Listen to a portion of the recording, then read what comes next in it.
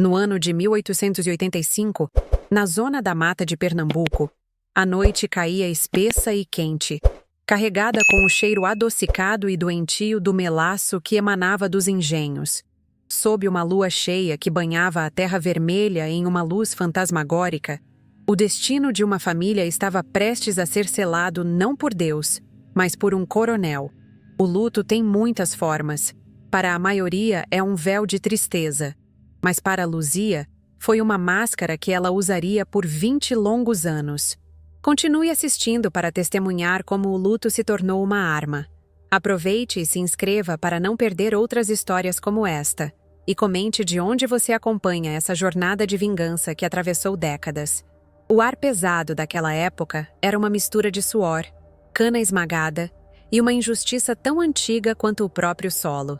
A abolição da escravatura era uma palavra sussurrada nos corredores das casas grandes, uma formalidade que não alterava a estrutura de poder.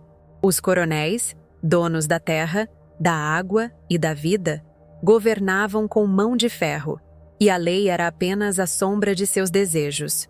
O som que dominava a paisagem não era o dos pássaros, mas o ranger constante da moenda do engenho, um lembrete perpétuo de quem realmente detinha o controle sobre cada respiração naquela região esquecida pelo progresso e pela justiça. Luzia e Antônio eram a personificação de uma pequena e teimosa esperança, donos de um pedaço de terra fértil, abençoado com uma fonte de água que era um verdadeiro oásis em meio à seca castigadora. Eles construíam um futuro com as próprias mãos.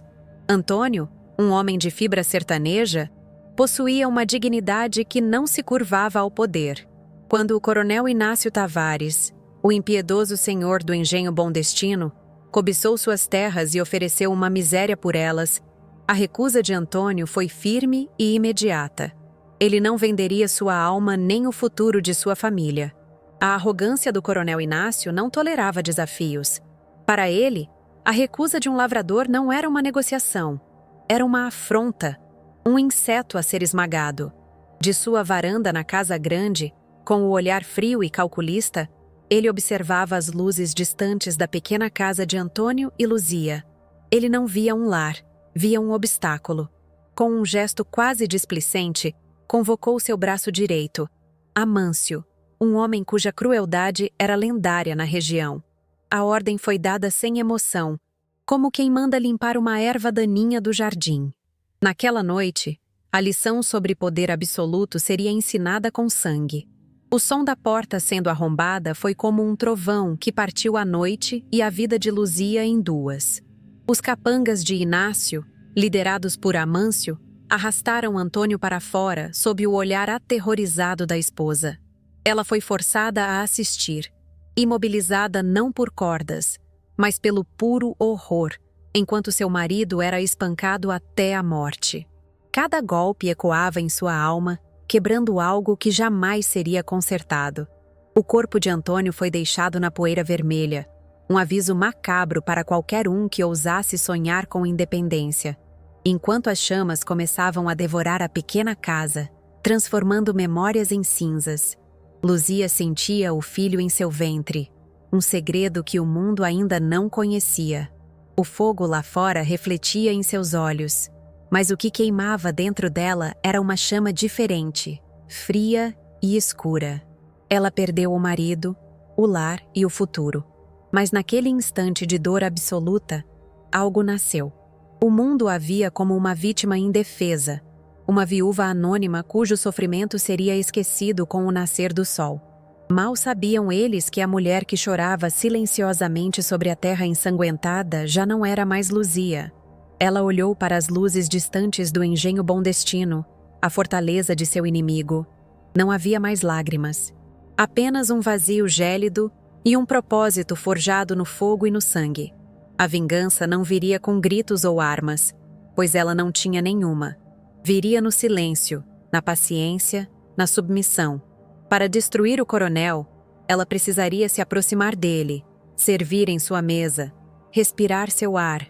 Ela se tornaria uma sombra dentro de sua própria casa.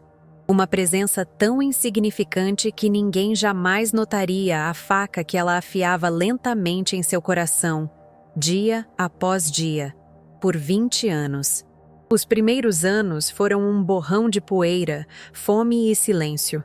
Luzia, com o filho crescendo em seu ventre como uma promessa secreta e dolorosa, vagou pelas estradas de terra batida, oferecendo seu trabalho em troca de um prato de comida e um teto de palha.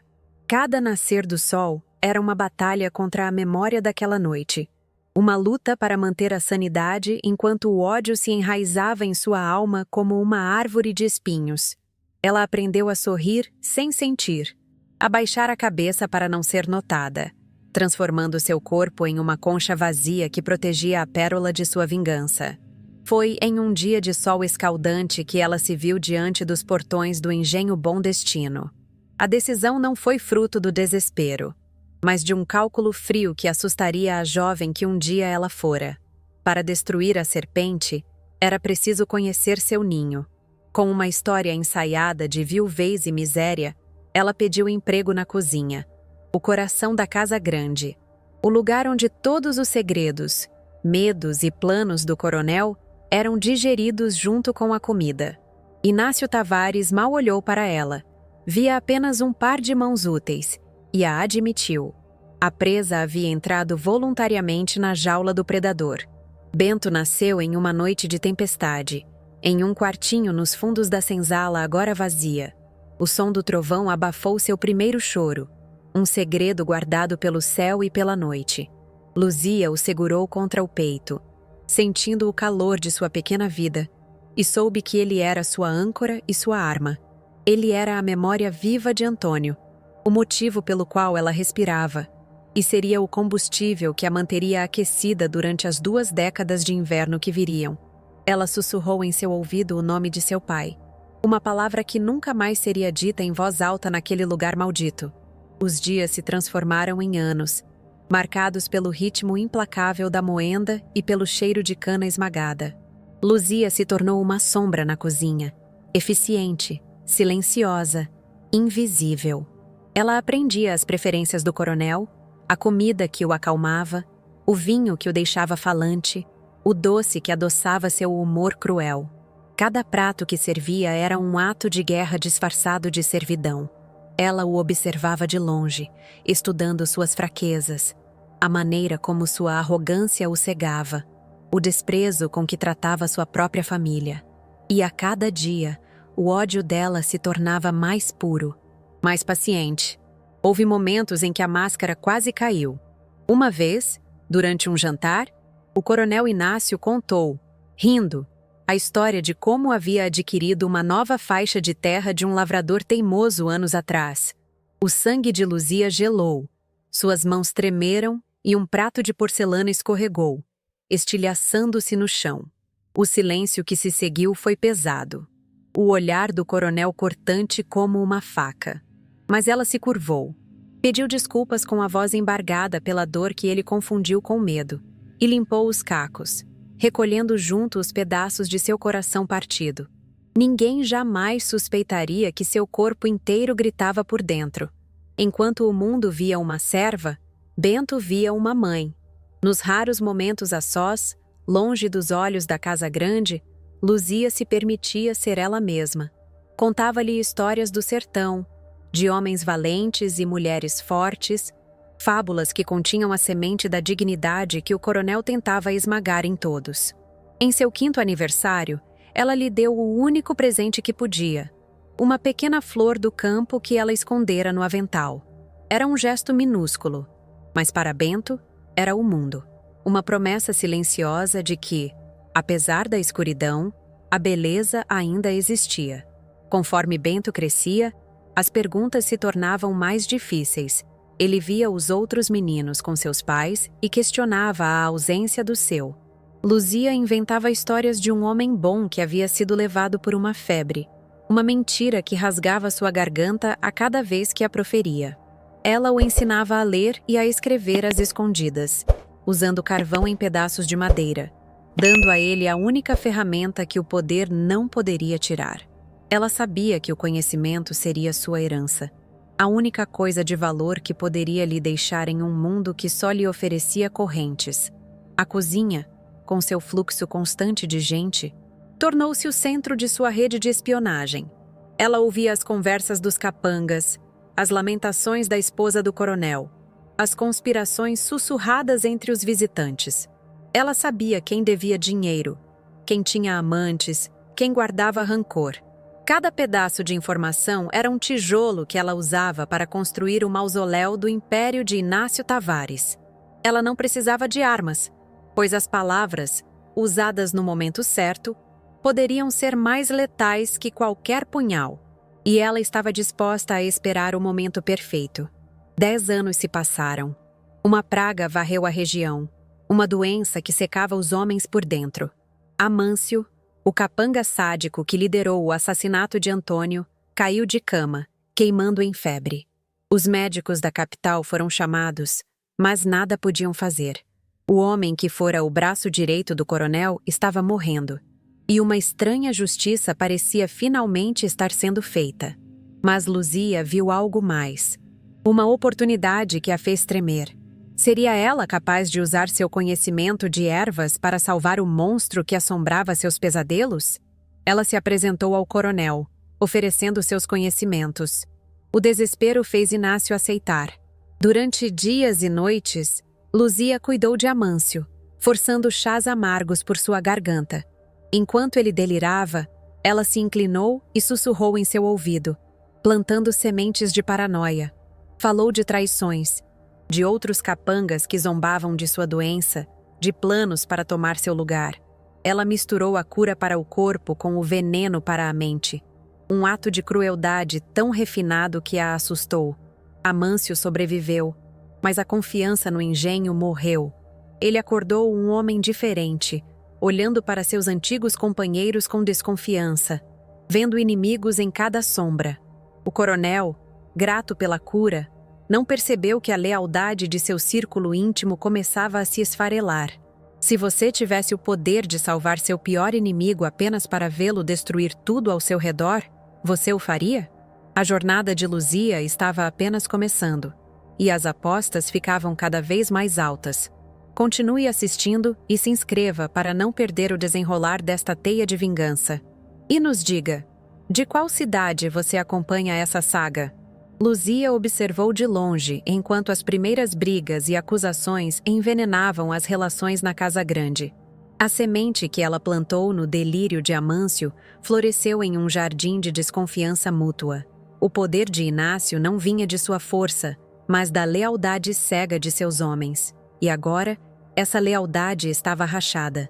Ela havia transformado a maior fortaleza do coronel em sua maior vulnerabilidade, e ninguém jamais saberia que a humilde cozinheira era a arquiteta daquela ruína silenciosa. Enquanto isso, Bento se tornava um homem. O menino que ouvia histórias escondidas agora era um jovem forte, trabalhando no canavial sob o sol impiedoso.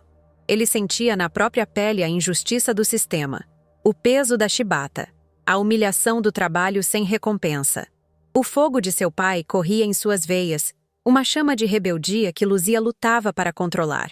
Ela o via olhando para a Casa Grande com o mesmo ódio que ela sentia, mas um ódio impaciente, perigoso. O inevitável confronto se aproximava. Bento não era de baixar a cabeça. Certo dia, ele defendeu um trabalhador mais velho que estava sendo açoitado injustamente pelo filho mimado do coronel. Ele se interpôs, seu corpo jovem e forte desafiando a autoridade herdeira. Foi um ato de coragem que selou seu destino. O filho do coronel, humilhado, exigiu que Bento fosse punido de forma exemplar, açoitado até a morte na frente de todos como um aviso. O pânico que Luzia sentiu foi uma onda de gelo que ameaçou quebrar sua compostura de 20 anos. Seu filho, sua única razão de viver, estava prestes a ser assassinado pelo mesmo sistema que tirou seu marido. Todo o seu plano, toda a sua paciência, tudo se tornaria cinzas se ela perdesse Bento. Ela não podia lutar com as mãos, não podia gritar por justiça. Ela precisava usar a única arma que possuía, os segredos que guardava às 7 chaves. Enquanto Bento era amarrado ao tronco, Luzia correu para a varanda da Casa Grande, onde o coronel Inácio assistiria ao espetáculo. Ela quebrou seu voto de silêncio e invisibilidade. Com a voz firme, mas baixa, para que apenas ele ouvisse, ela revelou um segredo devastador sobre um poderoso coronel vizinho, um rival político de Inácio, uma informação que poderia arruiná-lo completamente e que ela obteve servindo vinho em um jantar secreto. Ela ofereceu o segredo em troca da vida de seu filho.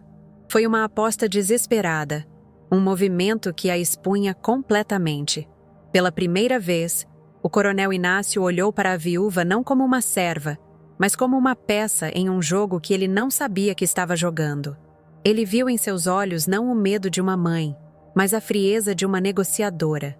Ele estava intrigado e alarmado. A ordem para parar o açoitamento ecoou pelo pátio. Bento foi solto, confuso e ferido. Mas a salvação teve um preço. Naquela tarde, o coronel Inácio chamou Luzia para seu escritório. O ar estava pesado, a tensão era palpável. A sombra havia saído da cozinha e entrado no centro do poder. Ele a olhou longamente, um olhar que tentava desvendar os 20 anos de mistério por trás daquela face submissa. A pergunta que ele fez não foi sobre o segredo, mas sobre ela. Quem era ela de verdade? O jogo havia mudado. Ela não era mais a caçadora invisível. Agora ela também era a caça. A poeira da desconfiança, levantada por Luzia, demorou a assentar. Amâncio, agora recuperado no corpo, mas doente na alma, tornou-se uma sombra de si mesmo, seus olhos perscrutando cada aliado em busca do traidor sussurrado em seus delírios febris. As conversas na Casa Grande tornaram-se mais baixas, as risadas mais raras, e a lealdade, antes um pilar de granito que sustentava o poder de Inácio Tavares, começou a erodir como arenito sob uma chuva fina e persistente. O coronel, cego pela gratidão e pela arrogância, via apenas a recuperação de seu homem de confiança, sem perceber que o veneno mais eficaz não ataca o corpo, mas sim o elo que une os homens. Luzia observava tudo das sombras da cozinha, o epicentro de sua guerra silenciosa. Cada prato servido era uma vitória.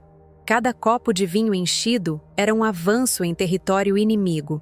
Ela via a paranoia se espalhar como uma praga, contaminando as relações, criando fissuras na muralha de brutalidade que protegia o engenho. Os capangas, antes uma irmandade de crueldade, agora se olhavam de esguelha, cada um se perguntando quem seria o próximo a cair em desgraça.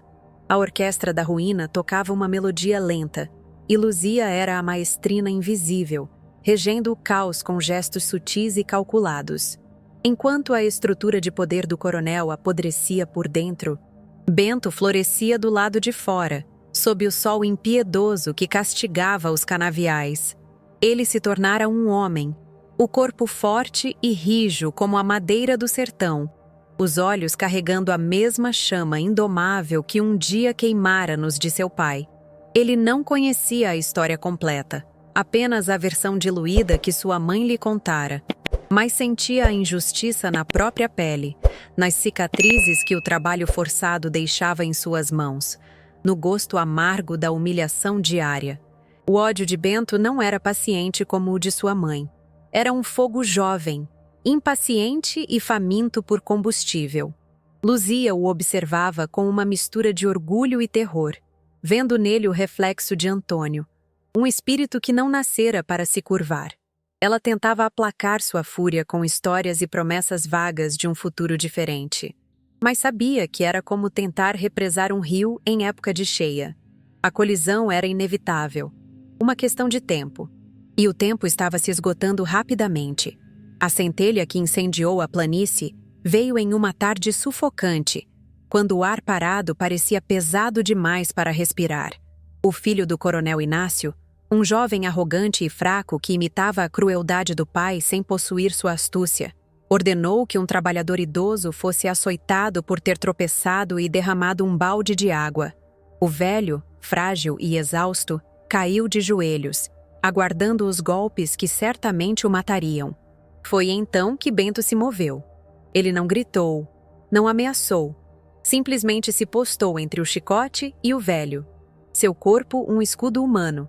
Seu olhar fixo no do herdeiro do engenho. O silêncio que caiu sobre o campo foi mais ensurdecedor que qualquer grito. Era a quebra de uma ordem natural, a revolta do servo contra o senhor. Um ato de desafio tão puro e suicida que paralisou a todos. O chicote parou no ar, a um palmo do rosto de Bento. A humilhação para o filho do coronel foi pública e insuportável. Sua autoridade, tão frágil quanto seu caráter, fora despedaçada por um simples trabalhador do campo. Correndo para a casa grande, ele exigiu do pai uma reparação sangrenta. A afronta não poderia ficar impune. Bento deveria ser o exemplo, açoitado no tronco central até que sua rebeldia se dissolvesse em sangue e poeira, para que ninguém nunca mais ousasse levantar a cabeça. Na cozinha, Luzia ouviu a sentença e o mundo ao seu redor se desfez.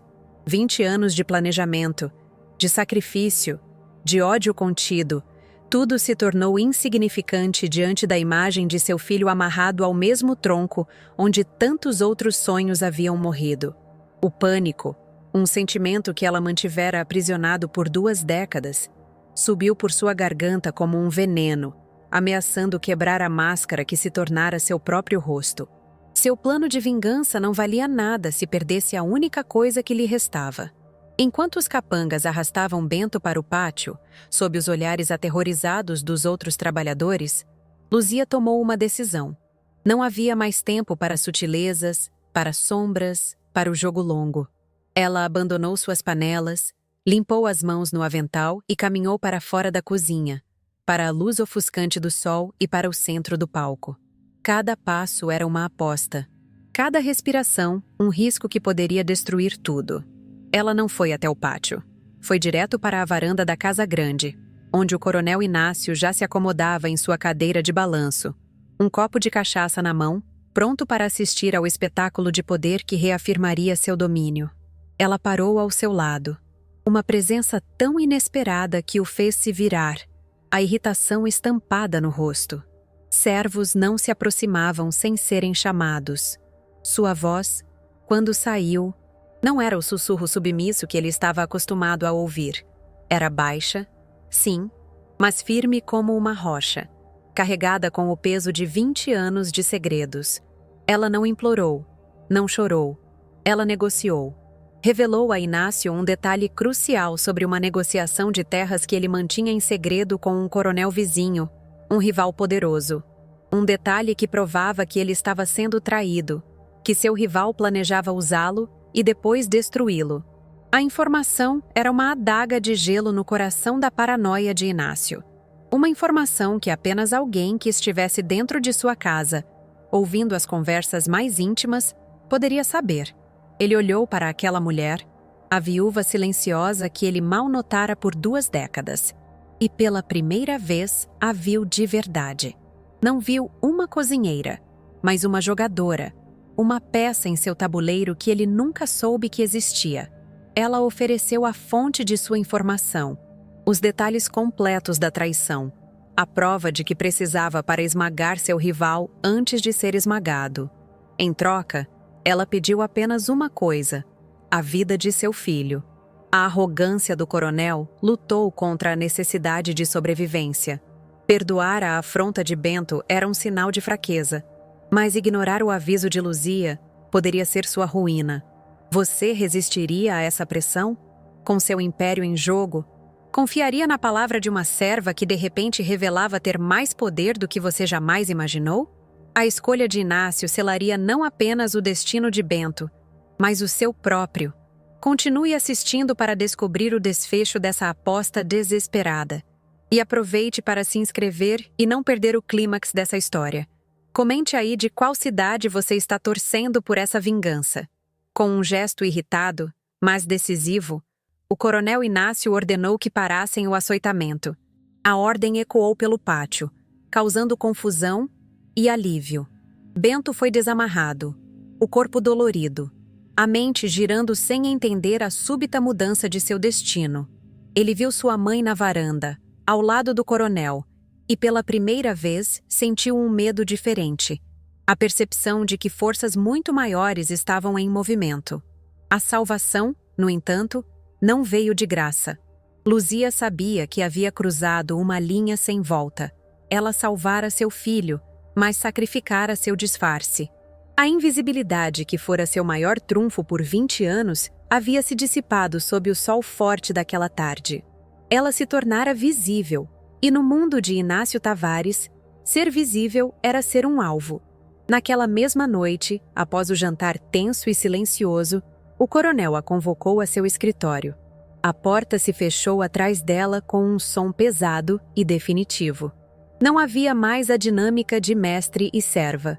O ar estava carregado de uma nova eletricidade.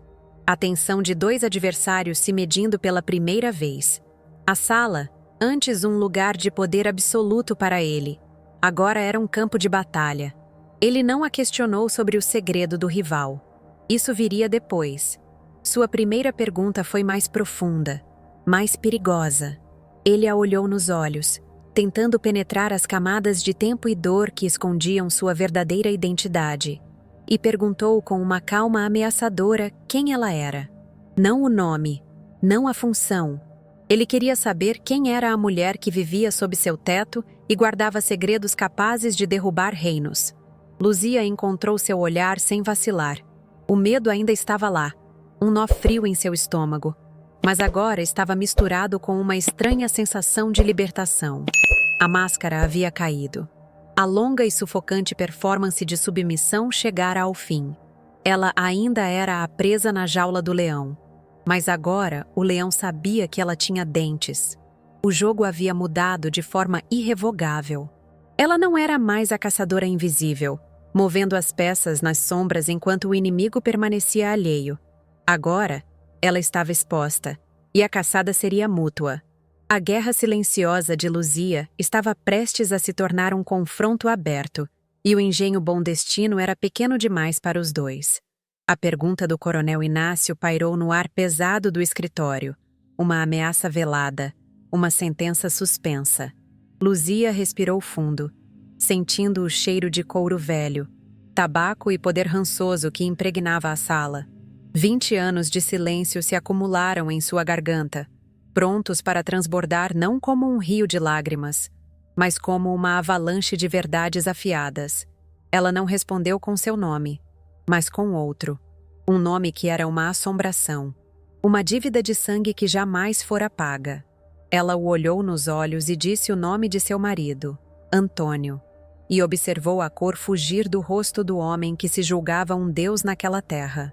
O choque no rosto de Inácio foi um espetáculo que ela esperou 2 décadas para testemunhar. A confusão inicial rapidamente deu lugar a um lampejo de memória, a lembrança de um lavrador teimoso e de uma noite de violência distante. Ele a encarou, tentando conectar a imagem da serva submissa com a da viúva daquele homem, mas a peça não se encaixava em sua mente arrogante. Para ele, as vítimas não tinham rosto, não tinham nome, não tinham direito a uma memória que durasse mais que o nascer do sol. A mera sugestão de que uma delas estava ali, em seu santuário de poder, era um absurdo. Mas Luzia não lhe deu tempo para processar. Com uma calma aterradora, ela começou a desfiar o rosário de seus segredos. Cada conta uma traição, uma fraqueza, um crime que ele pensava estar enterrado para sempre. Ela falou de suas dívidas de jogo com coronéis de outras regiões, mencionando nomes e valores exatos. Falou do acordo secreto que ele fizera para desviar o curso de um rio, prejudicando aliados que confiavam nele. Cada palavra era um golpe preciso, desnudando a fachada de poder e revelando o homem corrupto e desesperado por baixo dela. O coronel tentou interrompê-la, a fúria subindo ao seu rosto, mas a voz dela continuou, implacável e monótona. Ela não estava acusando, estava apenas narrando fatos, como quem lê uma lista de compras. A precisão dos detalhes o paralisou. Eram informações que ninguém, absolutamente ninguém fora de seu círculo mais íntimo, poderia saber. Ele olhou para a mulher à sua frente e a imagem finalmente se encaixou. Não era uma viúva em busca de vingança. Era uma espiã. Uma inimiga que ele alimentara em sua própria casa por 20 anos. A noite de São João chegou, e com ela a apoteose do plano de Luzia. O engenho estava em festa, o ar vibrando com o som da sanfona, o cheiro de milho assado e pólvora dos fogos de artifício. Coronéis vizinhos, políticos e suas famílias se reuniam na casa grande, celebrando a prosperidade construída sobre ossos e suor. Inácio Tavares, no centro de tudo, exibia seu poder, alheio à teia que estava prestes a se fechar ao seu redor. Ele havia subestimado a ameaça, acreditando que poderia controlar Luzia agora que ela estava exposta, sem perceber que ela já havia vencido. Longe da casa, sob o manto da escuridão pontilhado pelas fogueiras, Tião das Facas se movia com seus homens. Ele não sentia o calor da festa, mas o frio da vingança adiada. Ao seu sinal, tochas foram mergulhadas em querosene. O alvo não era a casa, mas a alma do engenho, o que lhe dava vida e riqueza. Os canaviais secos, prontos para a colheita. As chamas se ergueram, lambendo a noite. Um monstro laranja e faminto que começou a devorar a fortuna de Inácio Tavares com uma velocidade assustadora. Na senzala, agora transformada em alojamento para trabalhadores endividados, Bento sentia o cheiro da fumaça e sabia que era a sua hora. Sua mãe lhe contara tudo, a história de seu pai, a verdade por trás de cada olhar triste, de cada silêncio pesado. O ódio que ele sentia agora tinha um nome e um rosto. Com um machado, ele arrebentou a fechadura do barracão, libertando homens que não tinham nada a perder. Ele não precisou de um discurso, apenas apontou para as chamas no horizonte e para a casa grande iluminada.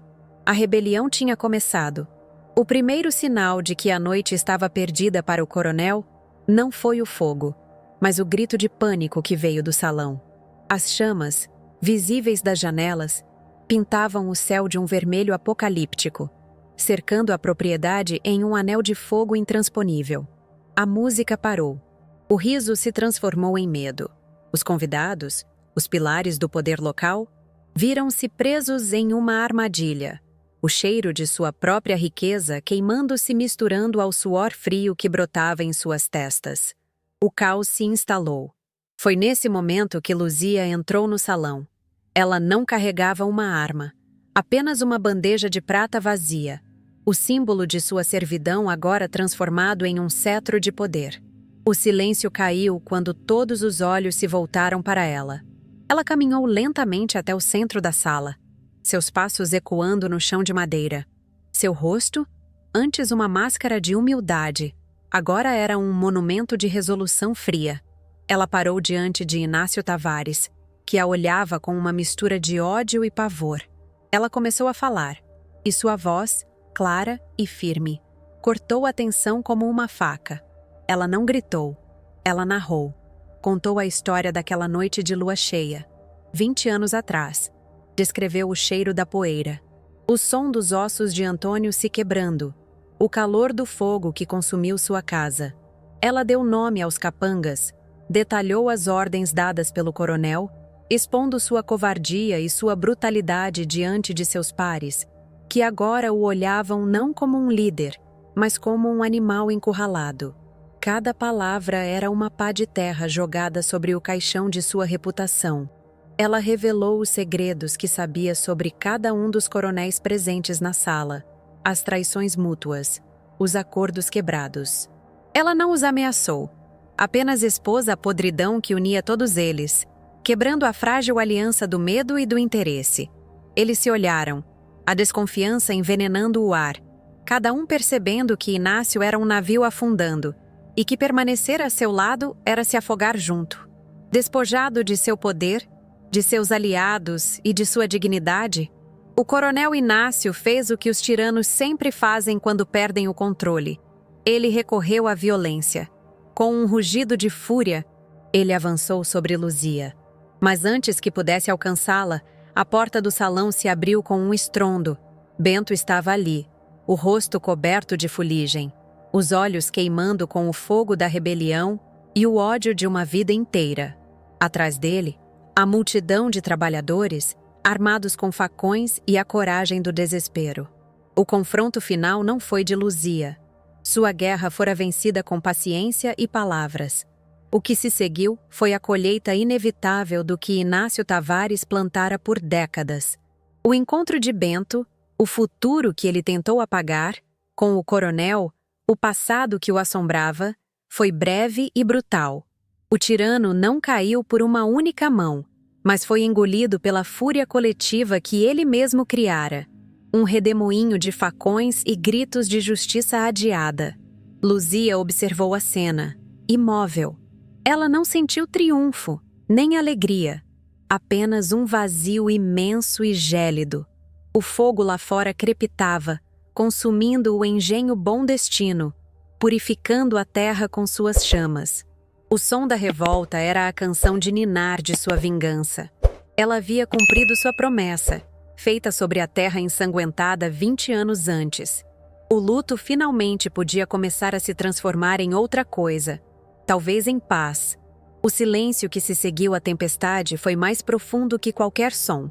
A chuva começou a cair, uma chuva fina e triste, apagando as últimas brasas do canavial e lavando o sangue do chão da casa grande. O cheiro de fumaça e terra molhada era o perfume de um novo começo, ou talvez apenas do fim de uma longa e dolorosa jornada. A multidão se dispersou lentamente, deixando para trás a ruína do império. No centro do salão devastado, sob a luz pálida do amanhecer que entrava pelas janelas quebradas, Luzia e Bento se abraçaram pela primeira vez como mãe e filho livres. As lágrimas que ela derramou não eram de tristeza nem de alegria, mas de um alívio que pesava tanto quanto a própria dor. Ela olhou para o rosto do filho, o rosto de Antônio, e viu que a vingança cobrara seu preço, roubando a inocência de seus olhos para sempre. A estrutura do poder local, com a queda de Inácio, ruiu como um castelo de cartas. Os outros coronéis, enfraquecidos e desconfiados uns dos outros, recuaram para proteger o que era seu. E por um breve momento, a terra respirou um pouco mais livremente. A justiça não veio da lei dos homens, mas das mãos daqueles que a lei sempre ignorou.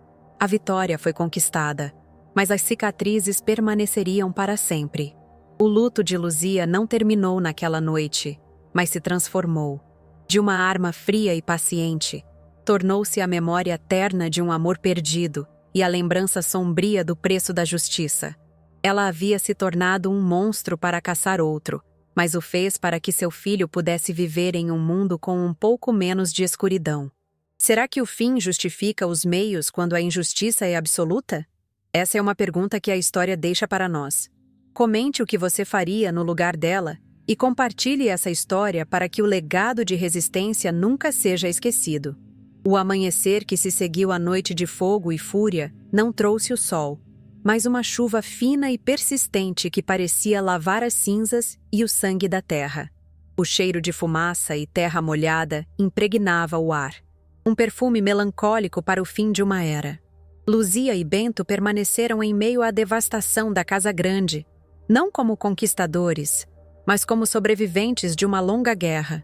A vitória tinha o gosto amargo do esgotamento, um silêncio profundo que se instalou em suas almas, pois a queda do tirano não apagava as cicatrizes de 20 anos de dor contida, nem devolvia a inocência que o fogo da revolta havia consumido para sempre. A notícia da queda do engenho Bom Destino se espalhou pela zona da mata como um sussurro de assombração. A história da viúva do fogo, a mulher que serviu a vingança em um prato que levou 2 décadas para esfriar, tornou-se uma lenda contada em voz baixa. O engenho, antes símbolo de poder absoluto, virou uma ruína evitada, um monumento à certeza de que nenhuma injustiça permanece enterrada para sempre. Os trabalhadores, agora livres do jugo de Inácio, olhavam para Luzia e Bento em busca de um novo comando, esperando que eles assumissem o poder que haviam conquistado com sangue. Mas Luzia não lutou por um trono. Sua guerra não era para substituir um coronel por outro, mas para erradicar a própria semente da tirania. Ela viu nos olhos esperançosos dos trabalhadores o início de um novo ciclo de dependência. E em seu coração, tomou sua decisão final. Não seria uma decisão de vingança, mas um ato de restauração. Uma justiça silenciosa para proteger sua dignidade e garantir a paz em sua velhice. Ela não queria governar aquelas terras manchadas de sangue. Ela queria curá-las. Reunindo os chefes das famílias que por gerações serviram ao engenho, Luzia executou seu último e mais poderoso ato. Sem discursos grandiosos ou cerimônias, ela apresentou um mapa antigo da propriedade, dividido em lotes iguais. Com a ajuda do padre Anselmo, coagido pela culpa de seu longo silêncio, ela formalizou a posse da terra para cada família, entregando a eles não a promessa de um novo senhor, mas a autonomia de serem donos de seu próprio destino. Foi uma justiça prática, sem confrontos, que desarmou a lógica do poder que havia destruído sua vida. Bento, ao lado da mãe, compreendeu a profundidade daquele gesto. Ele viu que a verdadeira herança de seu pai não era o ódio, mas a dignidade de possuir seu próprio chão.